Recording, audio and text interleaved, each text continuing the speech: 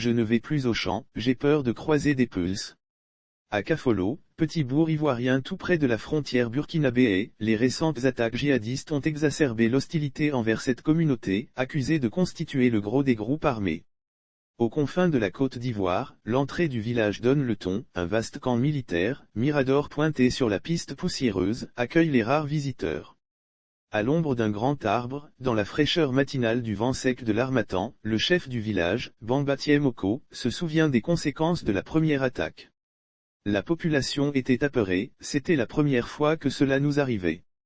Les gens n'allaient plus aux champs ou à la pêche, affirme-t-il. Une crainte que partagent toujours certains villageois.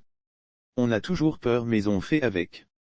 On essaie de ne pas trop rester au champ, de rentrer avant midi, explique Lamissa Traoré, président de l'association des jeunes de la région. Je ne vais plus au champ, j'ai peur de croiser des Peuls. La plupart de ceux qui sont venus faire les attaques sont des Peuls.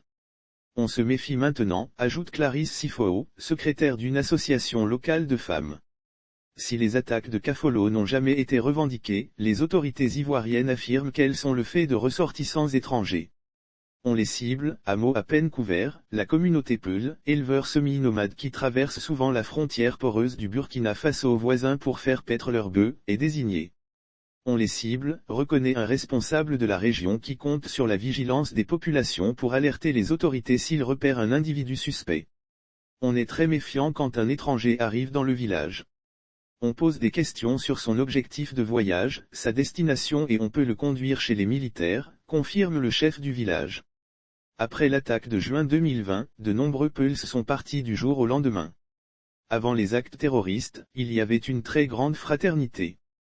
Mais après l'attaque, il y a eu des interpellations et des Peuls sont partis.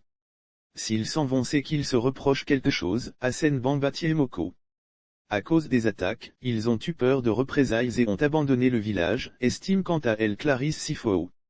Après avoir passé 3 mois et demi en prison à Korogo, la grande ville du nord ivoirien, car il était suspecté d'avoir un lien avec les assaillants, Amadou, le prénom a été modifié, note de la rédaction, éleveur Peul a été relâché et est retourné vivre dans la région. Les djihadistes ont gagné, ici, quand les gens voient un Peul passer à moto dans le village ils ont peur et voient en lui un djihadiste, regrette-t-il. Marié à une Ivoirienne, il ne se sent toutefois pas mis à l'écart, et s'interroge sur le départ brutal des autres Peuls.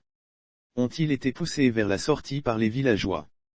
Tout le monde à Kafolo jure le contraire.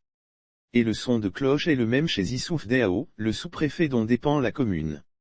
On accueille les Peuls, ils sont implantés depuis très longtemps.